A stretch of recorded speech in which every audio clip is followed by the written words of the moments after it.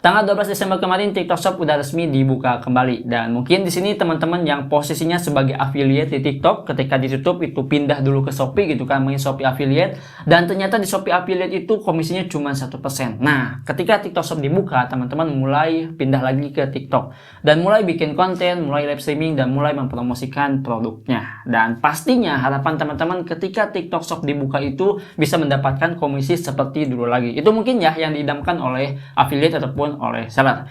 Namun di sini saya ingin menyampaikan beberapa informasi, dan informasi ini bermanfaat banget buat teman-teman yang mungkin merasakan dampak dibukanya TikTok Shop pada tanggal 12 Desember kemarin. Nah, di sini ada 4 poin nih yang akan saya bahas dan ingin saya sampaikan kepada teman-teman. Jadi 4 poin ini apa saja sih? Yuk kita langsung saja mulai bahas. Nah, kita ngomongin dulu nih teman-teman ya, poin yang pertama. Di poin yang pertama, ketika TikTok Shop udah dibuka, pasti teman-teman dapat yang namanya itu selembaran email, bukan selembaran ya, tapi dapat email resmi dari TikToknya kalau misalkan TikTok Shop itu udah dibuka kembali. Dan keranjang kuning itu udah bisa digunakan lagi, udah bisa diklik dan udah bisa di check out.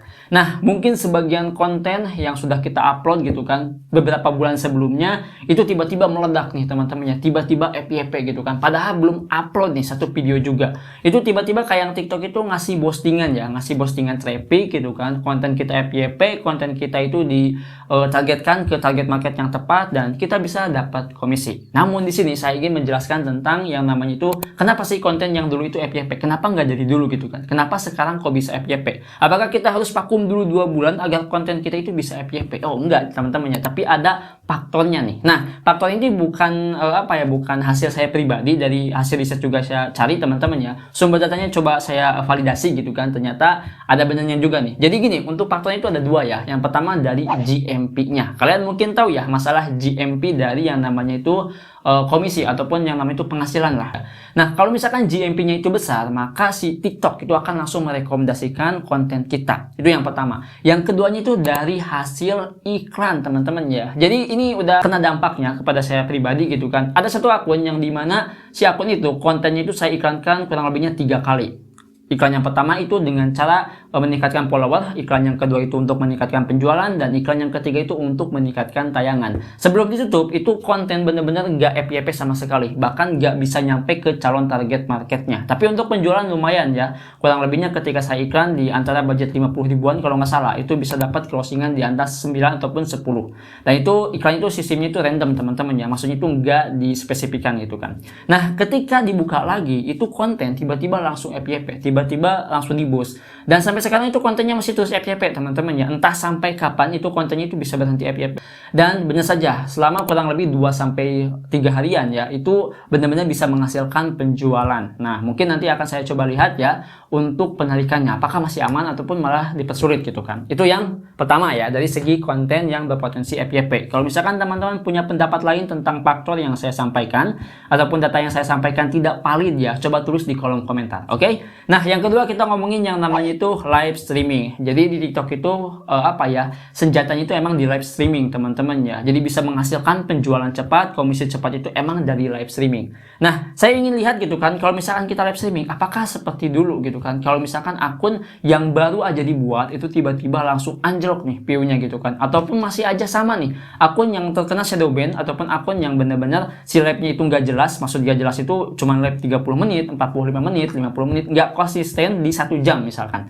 Kayak gimana tuh hasilnya? Dan setelah saya coba tes 2 kali live teman-teman ya, dengan waktu yang pertama 1 jam dan satunya lagi kurang lebih 54 menitan. Nah, saya coba cek di situ view-nya malah membludak. Intinya itu kayak semacam akun baru gitu kan. Kayak yang benar-benar di reset teman-teman ya, dari algoritma live-nya. Di reset, dan dari sini saya coba nih kalau misalkan di live yang ketiga ini hasilnya itu gimana, dan waktunya itu di waktu yang sama gitu kan. Jadi untuk waktu ketika live itu coba teman-teman live-nya itu di waktu yang sudah awal mulai live-nya. Misalkan besok nih teman-teman mau live ya, misalkan anggaplah jam 8 malam. Nah, coba besoknya itu jam 8 malam lagi, dan besoknya itu jam 8 malam lagi selama 3 kali. Kalau misalkan hasilnya meningkat, berarti memang algoritma TikToknya itu menentukan waktu yang sudah sudah di reset lah teman-teman, ataupun udah di setting lah, kurang lebihnya itu seperti itu ya. Itu untuk poin yang kedua. Di poin yang ketiga, tidak bisa menautkan akun baru ke seller center. Ini yang paling banyak dipertanyakan, bahkan ada juga nih yang tanya ke saya, kok ini kenapa ya nggak bisa ditautkan gitu kan, apa nih faktornya? Jadi ketika kita mau masuk ke TikTok Shop Seller Center, kita menautkan yang namanya itu akun kita teman-teman ya, itu ada tulisan masa percobaan gitu kan, dan disitu kita tidak bisa menautkan akun baru lagi. Beruntung buat teman-teman yang akunnya itu nggak di-unbin ataupun nggak di-unbid ya, maksudnya itu nggak dilepas gitu kan, itu masih bisa dijalankan dan masih bisa menghasilkan dari promosi produk yang sudah teman-teman buat. Nah, ini buat yang baru nih, rugi teman-teman ya. Ketika kita udah bikin akun TikTok Shop Seller Center-nya dan ketika kita tautkan itu nggak bakalan bisa. Nah, di sini itu untuk faktor poin yang ketiga itu ada dua teman-teman ya. Yang pertama karena masalah transisi. Jadi TikTok itu dikasih waktu 3 sampai 4 bulanan. Nah, ini adalah masa percobaan katanya teman-teman ya, dari beberapa sumber berita yang saya baca. Nah, nantinya si TikTok itu akan mengarahkan setiap penjualan itu ke Tokopedia. Nah, ini mungkin yang disebut collab itu kayak gitu teman-teman. Nah, ini untuk mekanisme untuk sellernya itu saya belum tahu teman-teman. Apakah ketika sudah 3 sampai 4 bulan dan udah diarahkan ke Tokopedia untuk pembayarannya, perlu nggak seller itu buat akun Tokopedia-nya ataupun enggak? Ini saya belum tahu teman-teman ya. Itu yang pertama dan itu paling banyak dibicarakan. Kenapa akun TikTok Shop Seller Center itu nggak bisa menautkan akunnya lagi.